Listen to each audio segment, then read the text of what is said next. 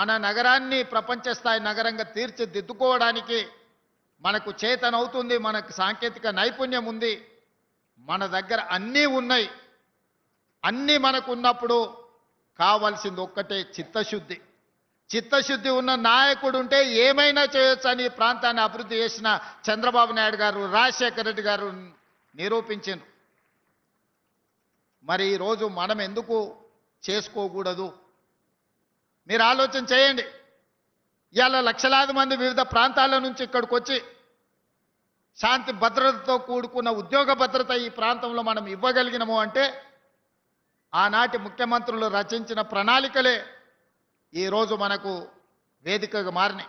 గచ్చిబౌలి స్టేడియంలో అంతర్జాతీయ క్రీడల్ని మనం నిర్వహించినాం, ఆఫ్రో ఏషియన్ గేమ్స్ నిర్ణయించినాం, కామన్వెల్త్ గేమ్స్కు సంబంధించి ఈరోజు మనం అంత ఇన్ఫ్రాస్ట్రక్చర్ మనం చేసుకోగలిగినాం.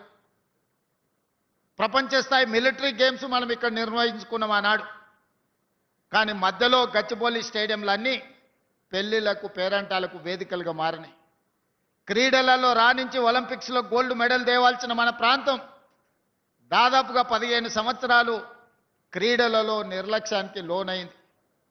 అందుకే ఈరోజు తెలంగాణ రాష్ట్రంలో ప్రజాపాలన ఏర్పాటు చేసిన తర్వాత ఒక పక్కన సంక్షేమ పథకాలను అమలు చేస్తూనే వాయు వేగంగా ఆగిపోయిన అభివృద్ధిని, సాంకేతిక నైపుణ్యాన్ని అందిపుచ్చుకొని మన నగరాన్ని అభివృద్ధి చేయాలని ఈరోజు నిర్ణయం తీసుకున్నాం.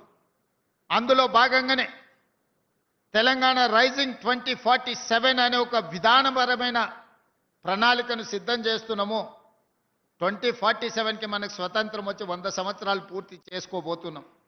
అందుకే రాబోయే 10 సంవత్సరాలలో తెలంగాణ రాష్ట్రాన్ని $1 ట్రిలియన్ ఎకానమీగా, రాబోయే 2047కి $3 ట్రిలియన్ ఎకానమీగా అభివృద్ధి చేయాలి. అభివృద్ధి చెయ్యాలి అంటే నగరాన్ని విస్తరించాలి.